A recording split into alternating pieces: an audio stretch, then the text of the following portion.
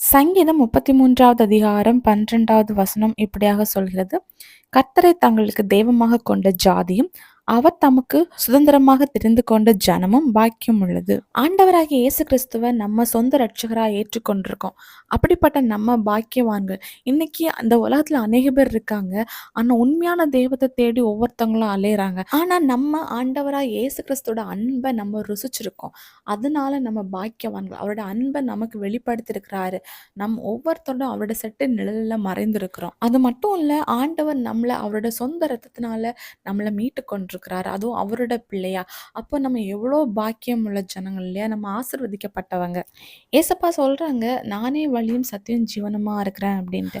ஏசப்பாடைய துணை இல்லாம நம்ம பரலோக ராஜ்யத்துக்கு போக முடியாது. நம்மள நித்திய வாழ்வுக்கு அழைத்து செல்கிற உண்மையான தேவனை நம்ம ஆராதிக்கிறோம். ஆண்டவரை சொந்த ஜனமா ஏற்றுக்கொண்ட நம்ம என்னைக்குமே வெட்கப்பட்டு போக மாட்டோம். இன்னைக்கு உங்க வாழ்க்கையில ஏதாவது ஒரு பிரச்சனை இருக்கலாம், போராட்டம் இருக்கலாம், வறுமை இருக்கலாம், வியாதி இருக்கலாம். எவ்வளோ பெரிய பிரச்சனையா இருந்தாலும் ஆண்டவர்கிட்ட சொல்லுங்க. அவரால உங்களுக்கு விடுதலை தர முடியும். ஏன்னா ஏசப்பா உங்கள ரொம்ப நேசிக்கிறாரு. இதுவரைக்கும் உங்க வாழ்க்கையில இயேசுவ சொந்த ரட்சகரா ஏற்றுக்கொள்ளல அப்படின்னா, இன்னிலிருந்து அவரை ஏற்றுக்கொள்ளுங்க. ஆண்டவர் உங்க வாழ்க்கையில பெரிய காரியங்களை செய்வாரு. விசுவாசிங்க, அற்புதங்களை எதிர்பாருங்க. இயேசு கிறிஸ்துவின் நாமத்தில் ஆமென்.